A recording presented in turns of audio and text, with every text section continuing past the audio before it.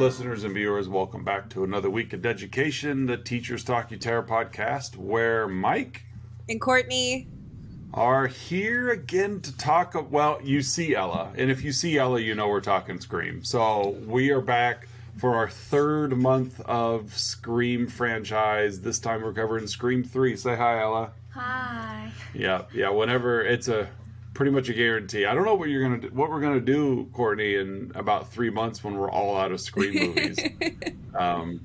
Whether we find a new franchise for her to be a part of, I don't know. But we are glad that you're back, Ella, because it's always a delight to have you on the show.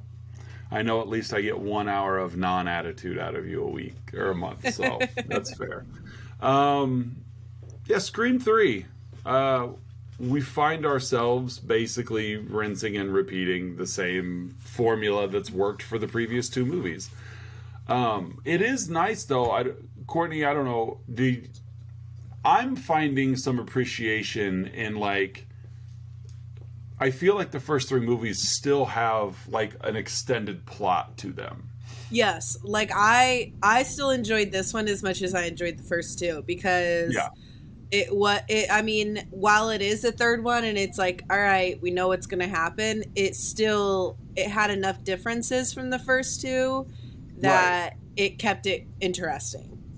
Yeah, and unlike a lot of horror franchises from the 80s, like, there was no continuity to the story.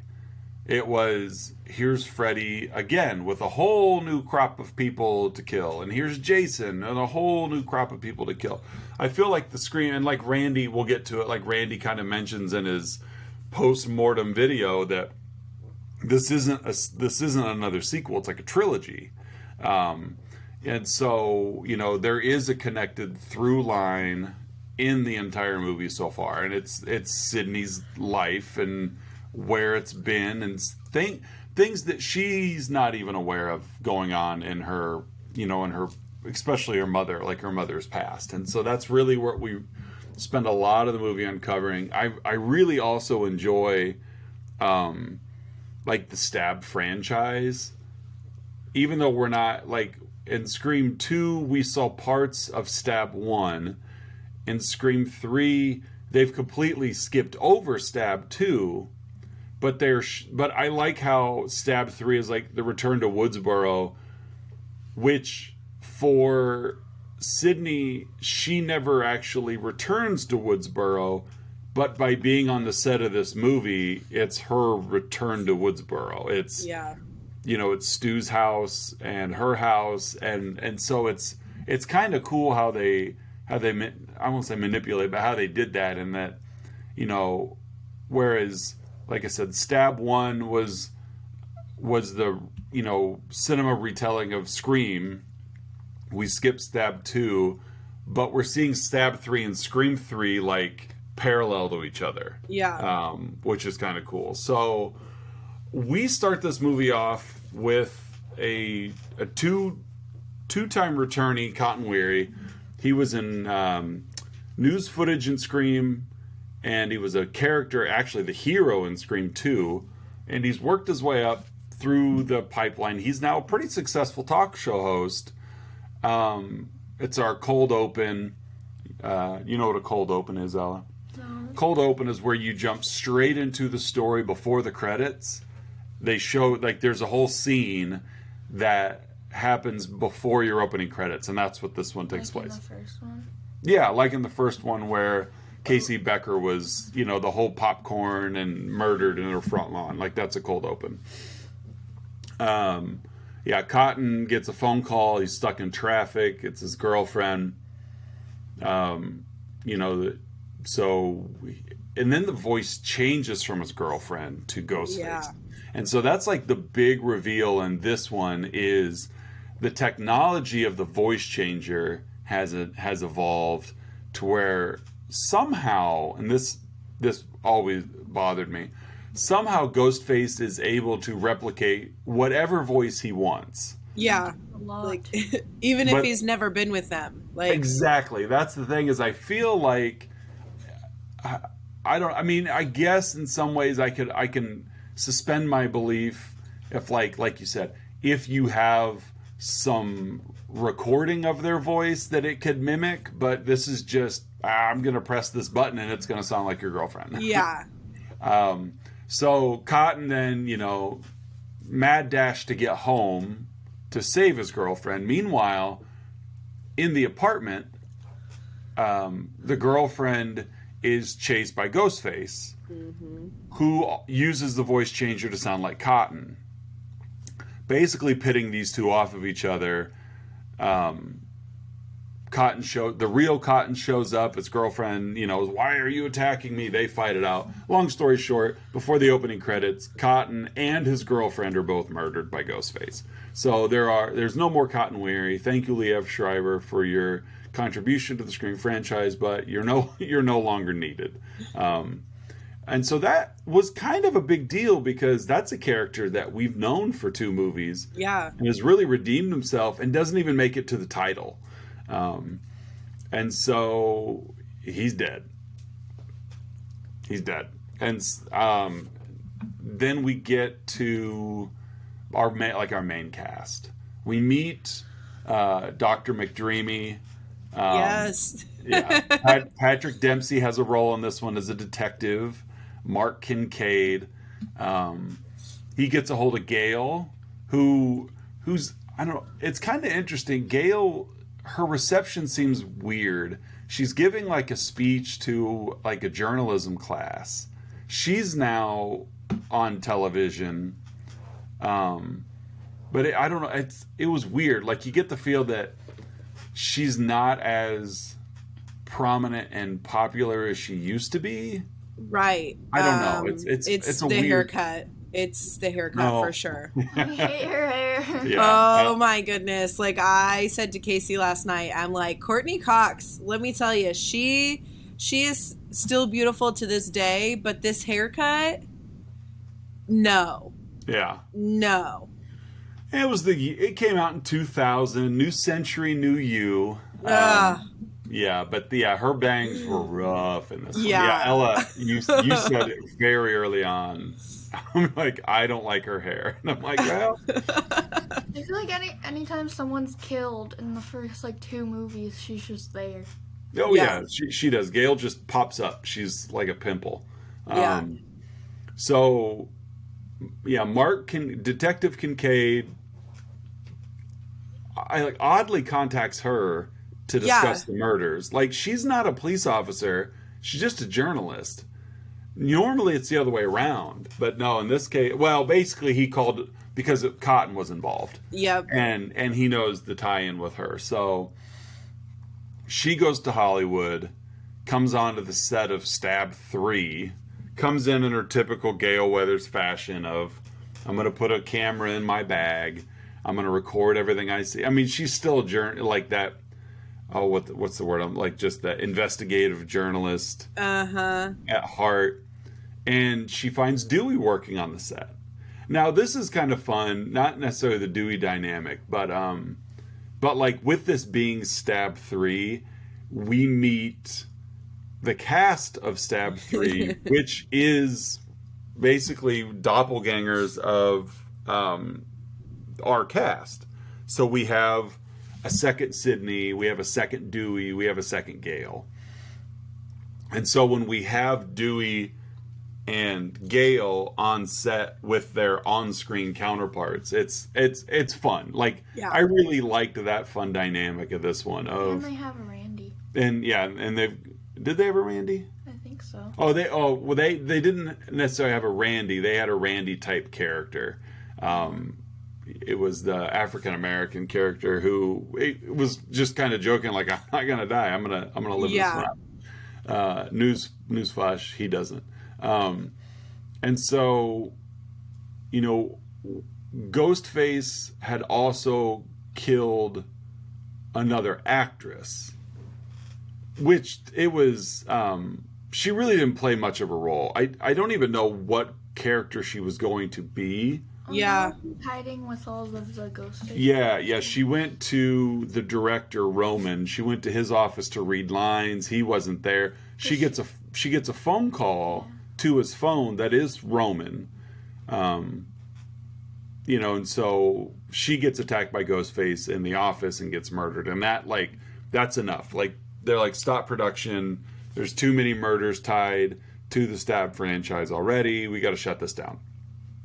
And so, so with the production shut down, we have our actors and our like real Dewey and Gale.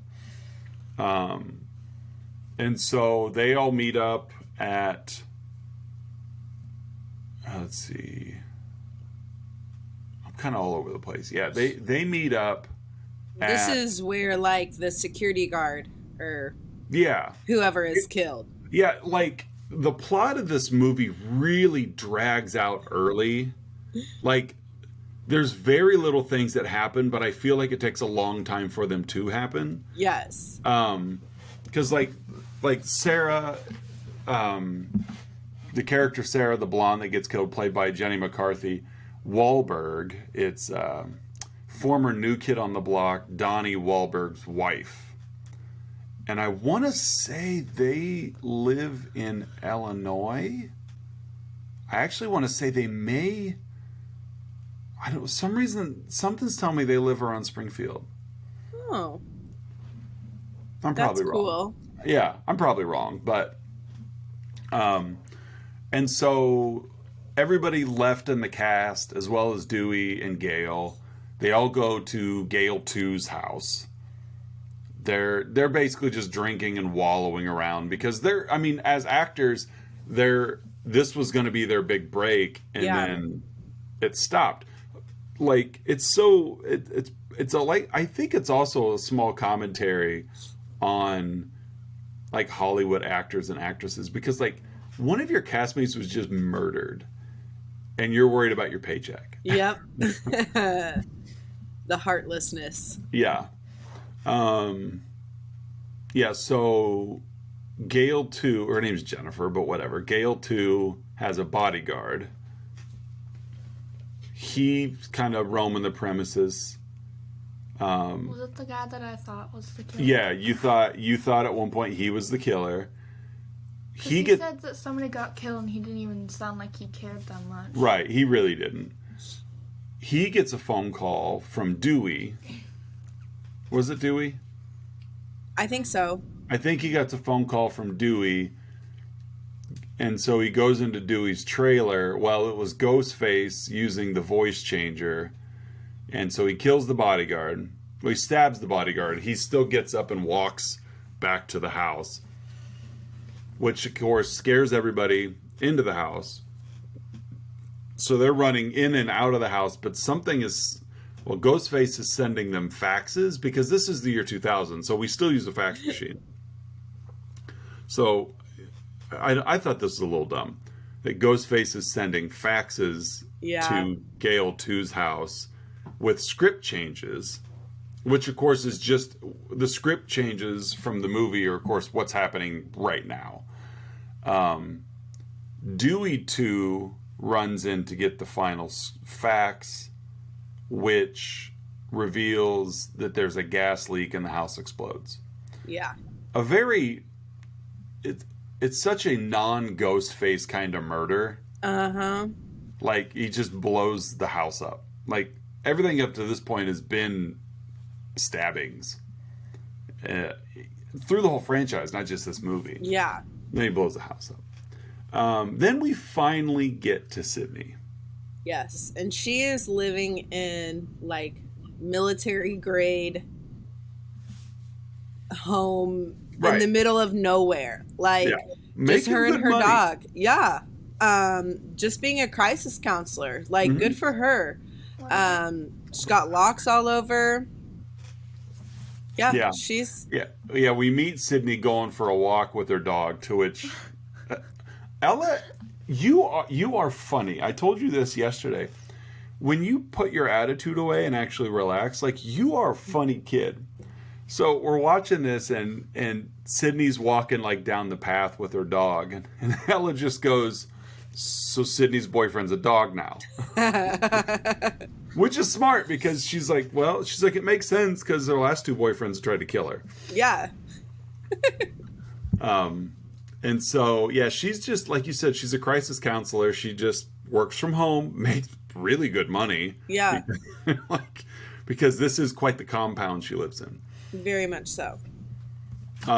We actually met Sydney earlier, but I jostled the plot around a little bit because it really doesn't matter. Like, Yeah. we meet her earlier to establish that she's a crisis counselor, works and lives alone. Nobody knows where or who she is, because she uses a different name on the abused woman's hotline. But now, she gets another call, and this time it's the killer. Yeah. Starts it with the voice changer, which this is, again, real stretch here, uses the voice changer to make a call, but it sounds like her dead mom. Yeah, this. Like home phone too. Yeah, and then she was checking the basis of the call, and it was her home line that she answered. So I can understand that mix up. You answer the phone, it sounds like a crisis call, so you just switch into crisis mode, not realizing you're still on your home line. Yeah. But yeah, it's her deceased mom calling, which was a real stretch for this voice changer to record the voice of someone who's dead. Mm-hmm. But this was enough for Sydney. She realized she's been found out, so now she goes to Hollywood. She sees Cotton had died. Well, wasn't she like taking a nap and then like she's dreaming and like... Yeah, you speak up. Go ahead. Was it like Ghostface was there, or her mom, and then it turned into Ghostface? Yeah. And, like, broke the window. Yeah,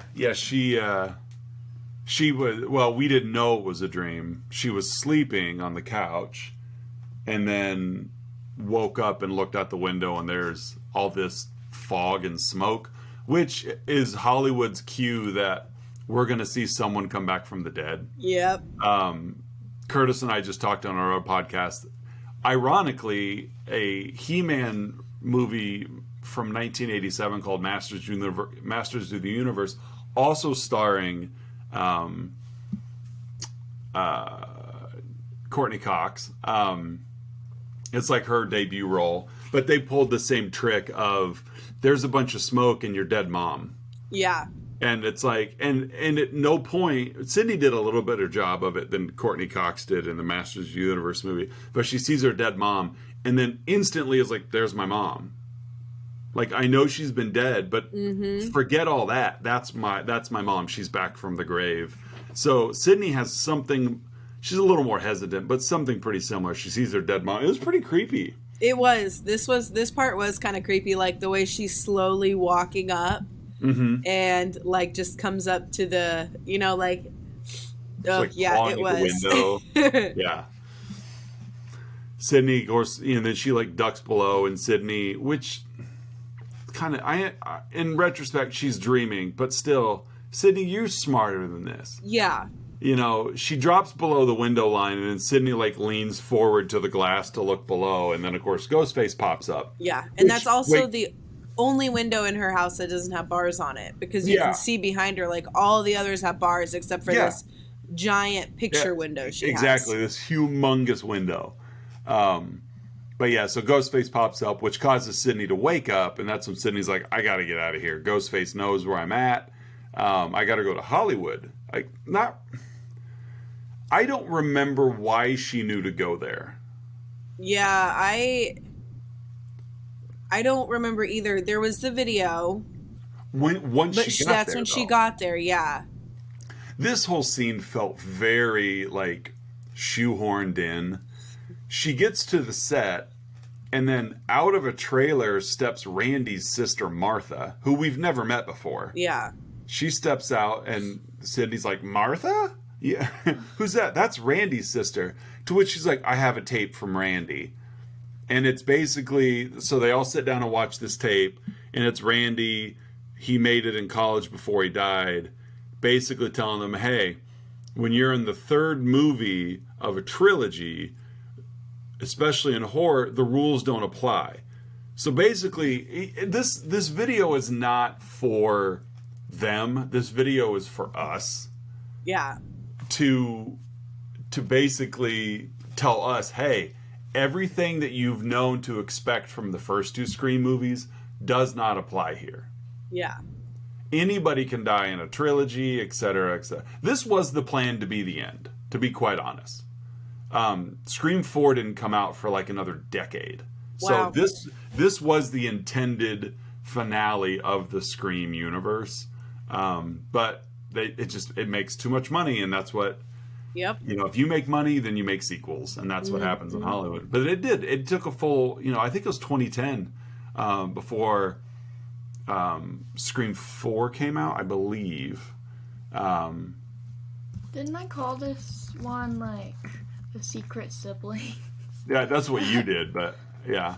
Scream 4 was 2011, and then Scream 5 was another 11 years after that. So, wow.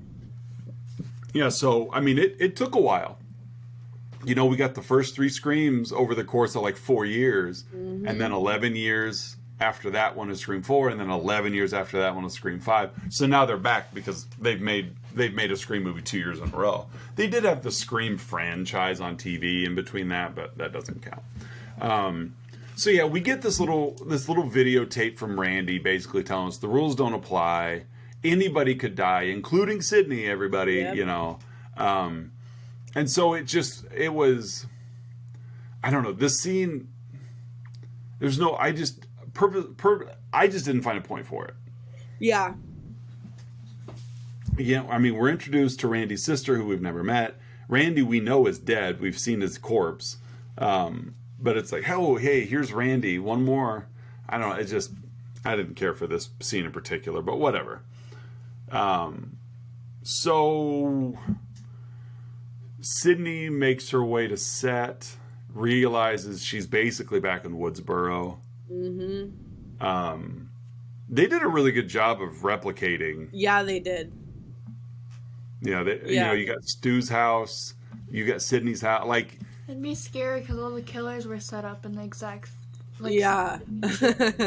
Yeah, she kind of did have to relive it, and even it was kind of, even though the movie is only like 4 years after the first one, it was kind of nostalgic to see her back in her bedroom. Yes. Doing the same things that she did in Scream 1, using the closet door to lock the main door. Yeah. Well, surprise, surprise, Ghostface attacks her.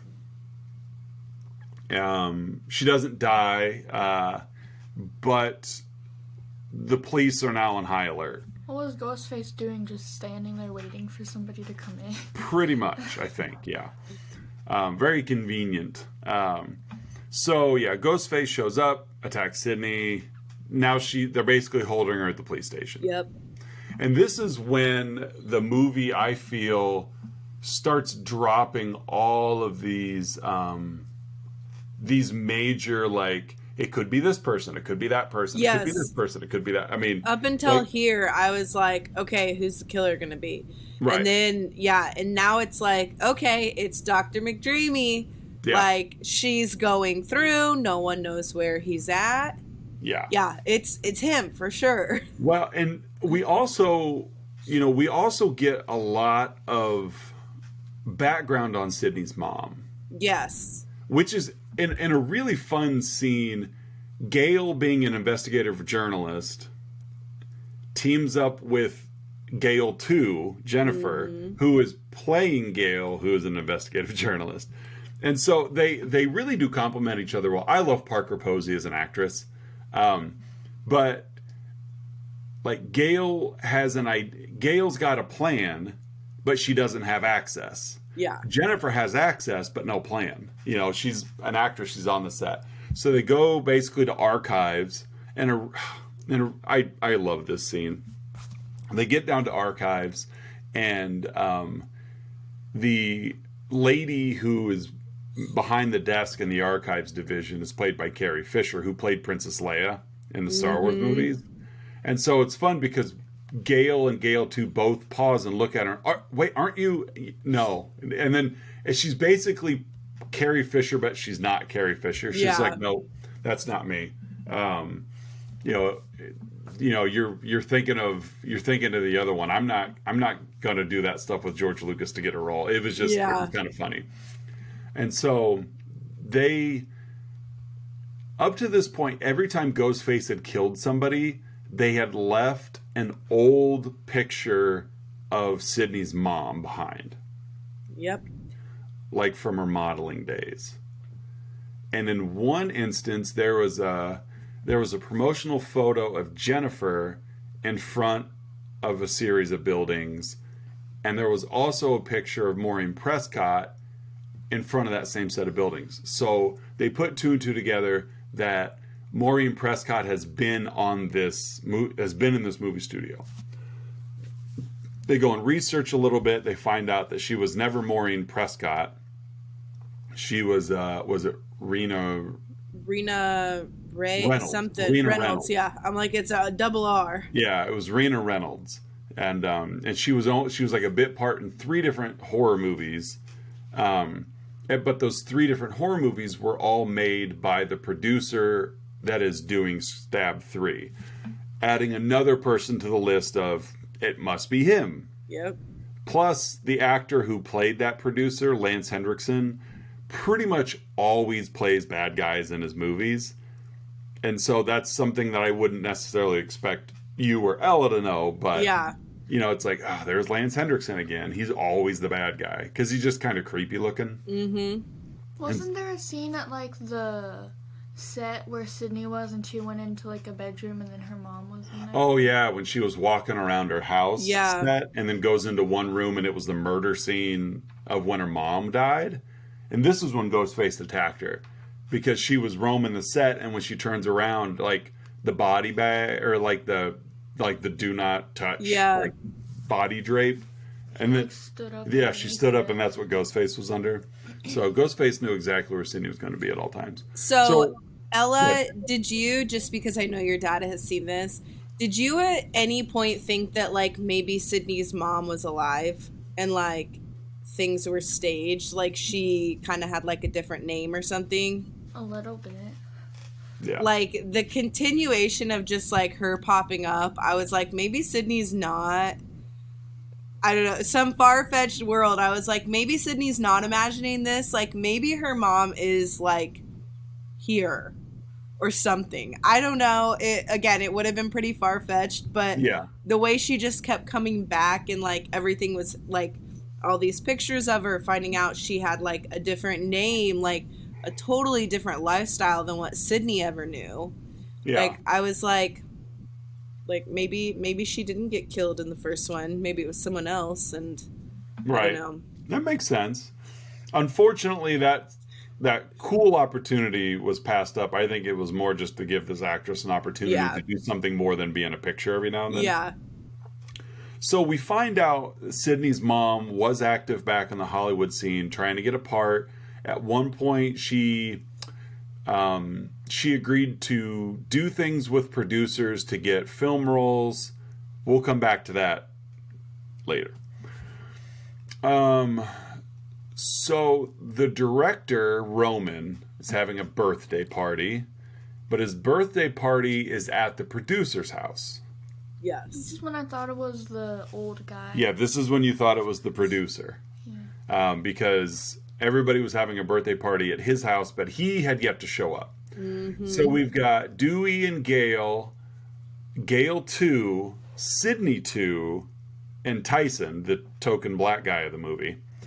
So they go to this birthday party. They're all just really down and depressed because, again, people keep dying. Their movie got shut down. Roman we're going to go down, and I don't remember what they went to the basement for, but they pull the whole, we'll be right back.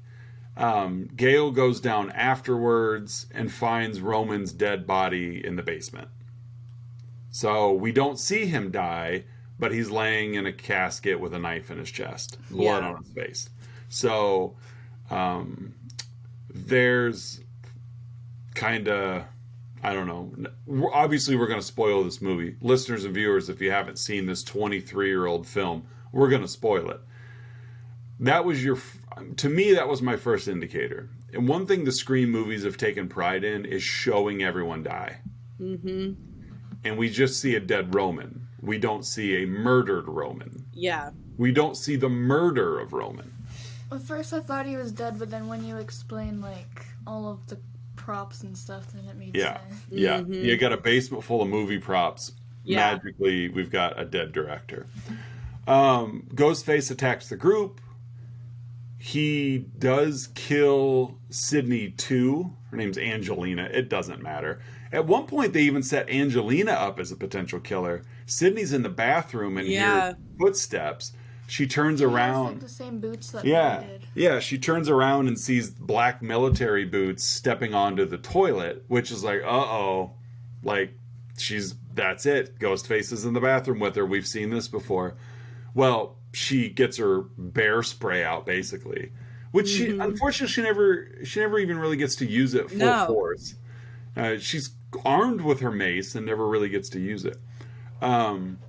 So kicks open the door, and there is Angelina, who had yet to see that Sydney was in Hollywood. I'm like, oh my God, it's the real Sydney. Well, she's got a ghost face mask. She's got a cloak. Like, She just said she wanted them for souvenirs. right. Well, the movie shut down, and I just wanted some souvenirs, you know? And then another scene after the house blew up, she, like, came rolling down the hill, like, from another Oh, yeah, like way out from, and way later than everyone else. Julie was like, how did you get over there? Yeah, so the movie again does its typical fare of planting seeds as to everybody could be a killer. I mean, even in Scream 2, we thought Gale was a killer there for a second. So they do a really good job of that. So yeah, Ghostface attacks this birthday party, kills Angelina, kills Tyson, and eventually kills Jennifer. So all of the extra stab 3 actors and actresses are now dead. Yep. We're left with Dewey and Gale. Sydney's still at the police station. Sydney's kind of going through, which is kind of dumb. Sydney's going through the detective's desk, which should be, that should be a big no-no. She goes through the detective's desk. She then starts to suspect him. He's a homicide detective, Sydney. Like, he's surrounded by death. All it was really dumb. Like, what's the scariest movie you've ever seen? My life. Like, wah, wah, wah.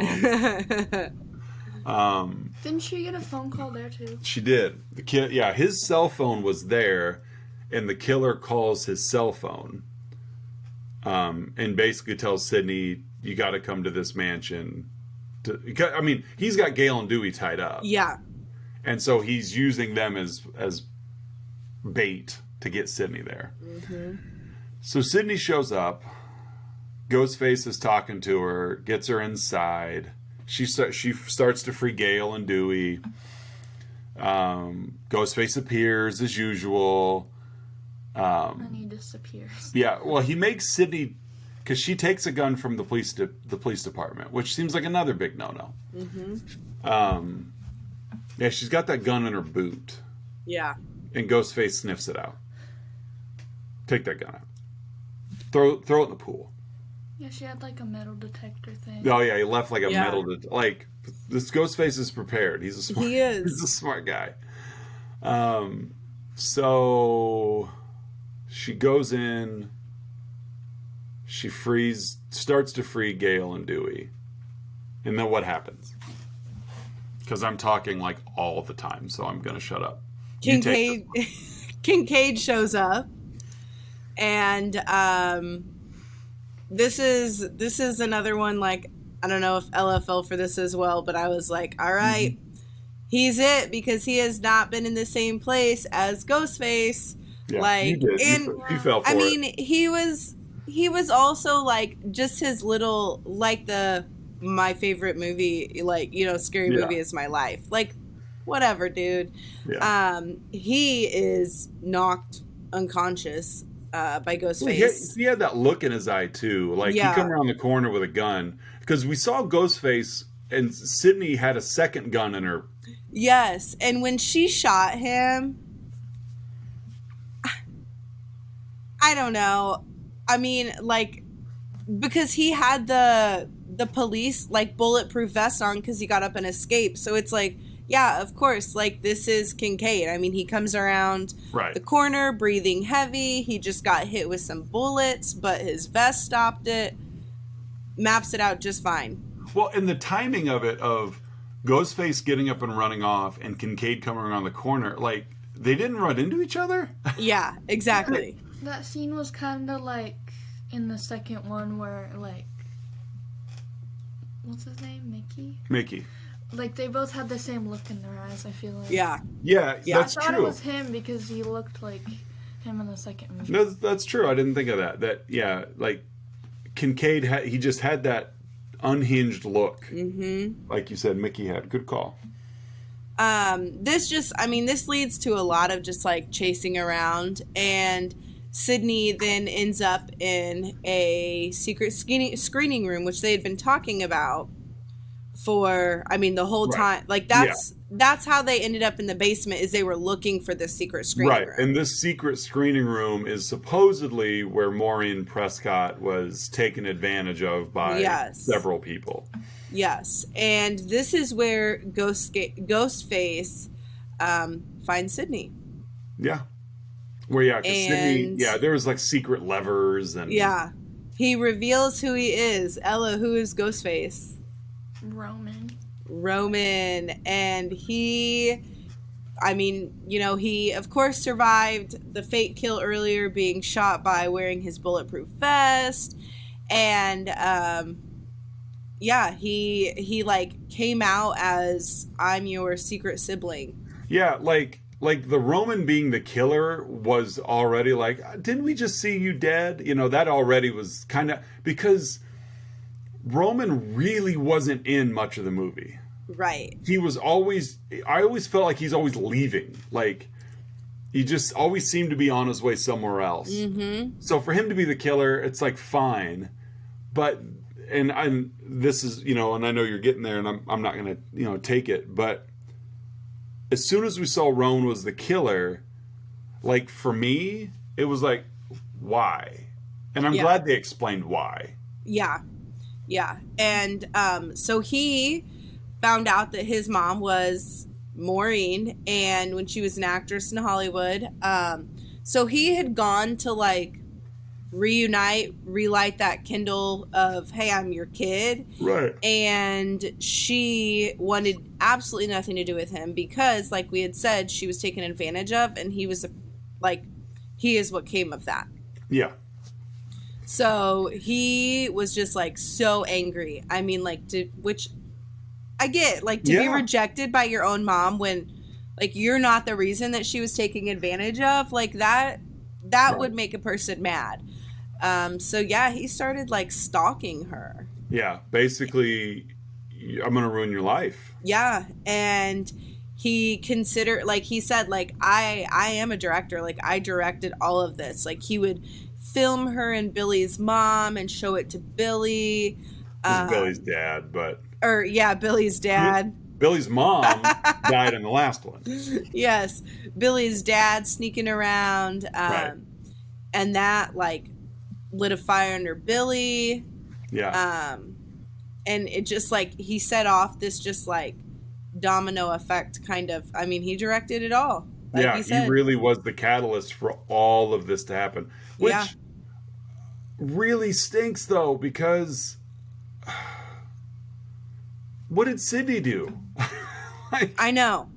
Like again, she had nothing to do with this, just like you had nothing to do with Maureen being your mom. Right. This would have been a cool opportunity for you to try to bridge the gap. And, like, I understand he's obviously a broken dude, but try to rekindle with your sister. Yeah. Instead, like, I understand him being the catalyst, but it really does open up a lot of questions to the motives early on. Like, okay, you showed it to Billy Loomis. I understand that's why Billy went and killed, Maureen. But, like, why continue after Sydney? Like, what did Sydney do? Nothing. She did nothing. Yeah. And he then opens up, and we discover that the producer, John, he's been hiding in this closet taped up the whole time. Right, yeah. And he thinks that that's his dad. Because that's what Maureen's kids do with their parents, their dads, is they, at some point, you will come across your father tied up with tape over his mouth in the closet. Yeah. Sydney did it with her dad in part 1, and Roman did with his dad in part 3. Yep. And they just kind of, they argue, and Sydney, is just going at him, and he's mad, shoots her, and The kills music her. swells like it's one of those. Yeah. When Sydney gets plugged, it really was one of those like, oh man, Sydney is gonna die in this one. And I was so disappointed because I'm like, okay, the main character dies, but she dies by a gunshot? Like, what? Because, like, we had talked about how some people, weren't fans of Scream 3, and I was Right. like, I've been a fan of this until now. Like, this is what we're going to change up? No, because what do we know? He turns around and she's gone. Yeah. She's crafty. Yeah. And apparently is wearing the slimmest bulletproof vest that the LAPD had to offer. I don't remember. I'd have to go back and look. I don't remember how form-fitting Sydney's shirt was. It was pretty form-fitting. But to have a bulletproof vest on underneath it and still keep your form, pretty impressive. Very. And like they do this little like, oh, we must think alike, and Dewey and Gale make their way back into the picture, and Roman comes back with the main killing object, a knife, which I don't know, which this might have been earlier when he threw. It was earlier. Yes, when he threw, it just made me think of that. And, like, he ninja starred almost this knife and hit Dewey in the forehead and knocked him out. Yeah, with the butt I'm of like, the knife. What? I know. But Dewey does what Dewey does, and he misses because he's only shooting him in the bulletproof vest. And Sydney's like, head. Which I've never been shot. But I've they seem to show that when a person is shot, like the force still shoves you backwards. And Roman, who is already weakened because of the fight with Sydney, is taking these slugs to the chest fairly close range and still walking forward into them, which is like, wow. Like, this is the strength of this man. Yes. He can defy physics. Like, that's amazing. So, finally, he gets shot in the head, and what we learned in the first Scream movie, like, the killer always comes back. Mm-hmm. Because he had kind of jumped. He did something, I don't remember, but Sydney just stabs him right through the vest. Yeah. And she's like, nope, you're done. Yeah. When he shot him in the head, didn't I say, like, joke's on you, he had a bulletproof headband? Yeah, she goes, I wonder if he had a bulletproof headband. Yeah.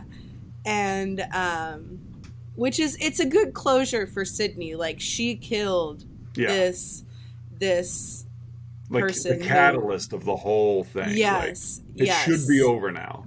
At least for 11 years. Sydney's killed every single killer. Yeah, Sydney's good at killing. It's in her blood. And so we flash forward to Sydney's house where Dewey and Gale are now living or hanging out, whatever. Oh yeah, Dewey proposes to her. Yeah, he proposes with a pretty ring cut out inside of her book. Yeah. So sweet. Oh, so cheesy. It's also so Dewey. Yeah. And it just shows like this ending part, which Dr. Dreamy's there as well. Whatever his name is. Kincaid. Dempsey. Yeah. Kincaid.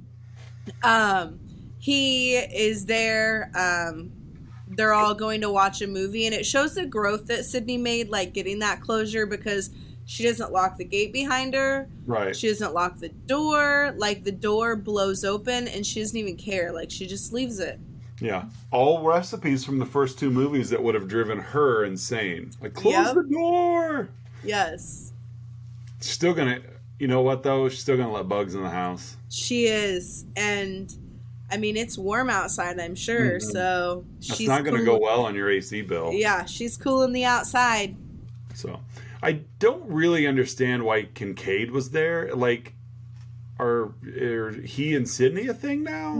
I kind of got the vibe that Sydney and Kincaid were dating. Okay, because it's only been a couple years since she graduated high school. Yeah, and he's a full Like detective. she's really doing quite well for herself. She is. Like, I'll give it maybe. Well, no, I guess I'm assuming she graduated college. Yeah. Like, I really don't know the timeline of when the Scream. Like, I know when the Scream movies came out in our world, but in their Yes. world, like, Sydney is in high school in the first one, and college in the second one.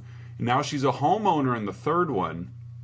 Very Like, nice homeowner. yeah. Like, So you get the vibe that, like, several years have passed. This isn't like a recurring year after year after year thing. But at the same time, they're on Stab 3, so you know Stab 1 came out in part 2. Stab 2 is already out, and now they're starting to make Stab. So yeah, I mean, it is at least 2, maybe 3 years later. yeah. So, okay, I'll give it that. Sydney's probably in her mid-20s at the latest. Yeah. But yeah, Kincaid, I don't know. I guess she and Kincaid, I don't know. I just don't understand. Like, other than the fact that it's Patrick Dempsey, so we have to give him, he's alive, so we might as well invite him to the party. Yep. But yeah, she just leaves it, and doors are open, and they're going to go watch a movie. She's got friends over, and that's Scream 3. It's Scream 3. In real life, Scream 1 is when David Arquette and Courtney Cox met. And in Scream 2, they were dating. And in Scream 3, they were already married Wow. in real life. They are no longer married, but they were. They have a kid. They have a daughter together. Coco is her name. Coco Arquette. So, yeah, she's not with him any longer, but it was still fun. Mm-hmm. So that's Scream 3. What'd you think? Let's grade it. I enjoyed. I am a big fan of these Scream Yay! franchise. This one's getting an A for me. I really liked it. I think that, I mean, it had some humor in it. Like, Mhm. I mean, meeting their doppelganger type. You know, Yeah. I enjoyed this movie. I enjoy the amount of effort that they put in to actually make this feel like we still have something to say. Yes. That we're not just throwing another sequel out here because the first two made a ton of money. Like, they really were developed in Sydney's background and her mother's background, and like you said, the fun parts of meeting their characters, and having Carrie Fisher's funny little thing. And it's like they you could tell that they were comfortable in this universe now, Yeah. and were actually still trying to make something with a story behind it instead of just a bunch of murders. Yes. So an A for you. I'm gonna go a B. There were just enough little wrinkles that I don't know. For me, it was like the whole Randy's tape scene felt odd, and Kincaid being there at the end was kind of weird. Not as weird though as having unlimited voices in this Yeah. voice changer. Like, there was just enough of those that, again, I'd seen this several times before, but you start scratching your head like that. How does that even fit? Like, how did you get that person's voice so that you can mimic it? And blowing up the house is one of the murders. Like, what if everyone was in the house when that exploded? Yeah. It doesn't seem like a controlled ghost face kind of murder. It seems very lucky. So I'm going to go with a B. What do you got, kiddo? I was thinking like a B plus. All right. How come?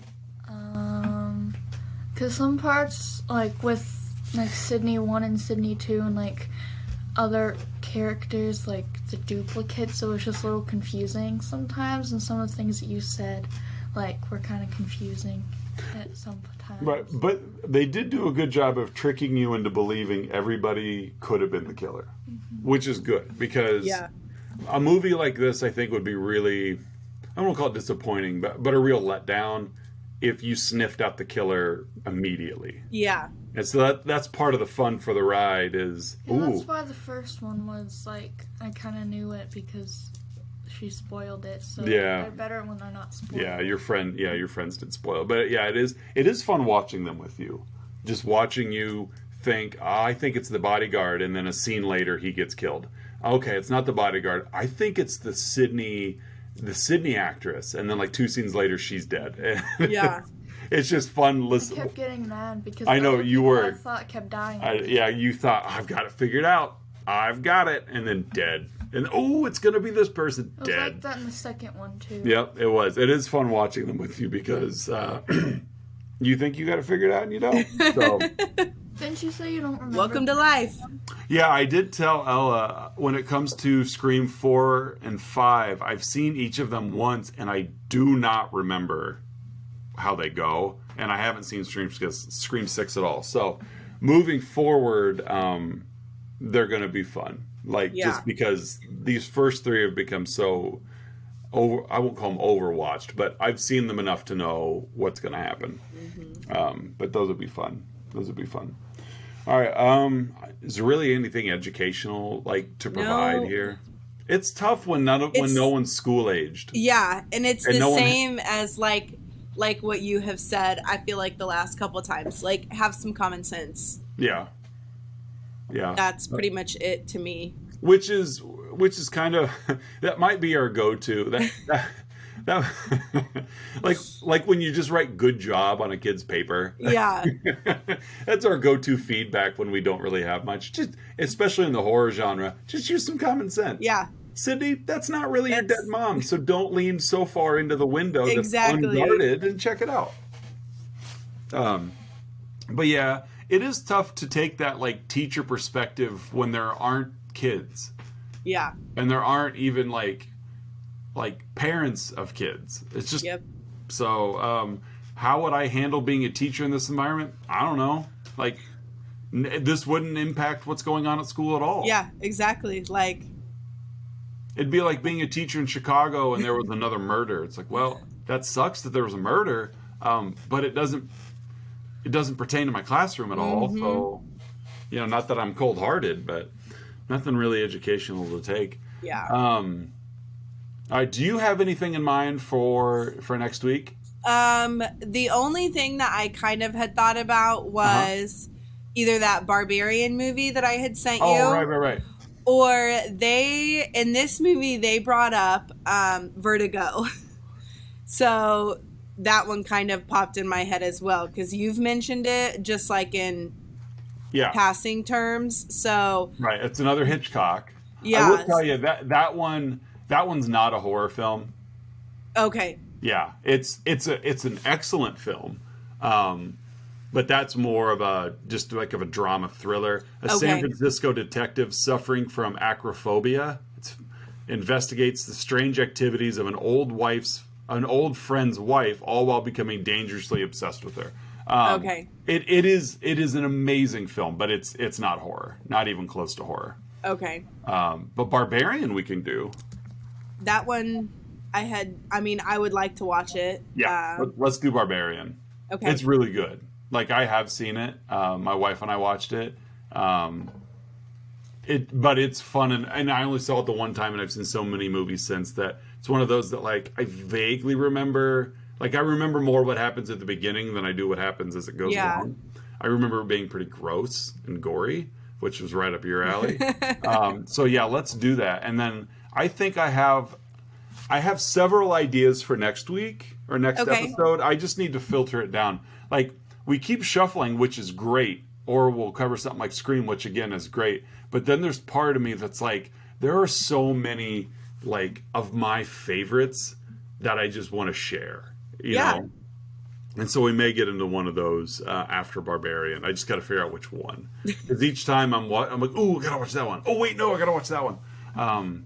But yeah, so I've got one in mind for post Barbarian. Now that's Okay. what we're gonna watch post Barbarian. I just got to commit. So, but yeah, for next episode we will be talking about 2022's Barbarian, starring Bill Skarsgård. He played Pennywise. Yeah. In the It movies. So we've got Georgina Campbell and Bill Skarsgård and Justin Long. And the premise of this movie, just in a nutshell, is a woman shows up to the Airbnb that she's rented to find out someone is already staying there. Oh, you told us about it. And the house that is being rented is not all that it seems to be. So that's what we're going to watch for next week. We're going to check out Barbarian from last year. So social media wise, we are on Facebook, Instagram, and Twitter. We are not cool enough to be one of the cool kid apps yet, but we'll get there at some point. That is where I found this movie, though. Barbarian. Was on TikTok. There you go. So thank you, TikTokian, for your Barbarian reference for Courtney. But no, you could find us on social media. Feel free to like and subscribe as well if you're listening to this on a podcast or watching it on YouTube. We appreciate the feedback. If you want to give us any, we're still kind of waiting for that first bit of feedback. But no, Barbarian for next week for sure. You got anything to send us out with? Nope. Enjoy and don't get too hot out there because it's supposed to be pretty hot here coming up. Yes, it's miserably hot. Ella, anything you'd like to share? No, I don't think so. No. So well, I really do like having you on. I know that you don't necessarily say as much as you want to say, but it's one of the few things we actually do together. What's a scary movie? So, all right. For Education, I'm Mike. And I'm Courtney. What am I supposed to Say your name. Why? Oh my gosh. And that's Ella. Yeah, this is where I live with Courtney. It's a simple instruction. Say your name. I'm gonna question your motive. Like just say it. So, all right, we'll be back next week with Barbarian.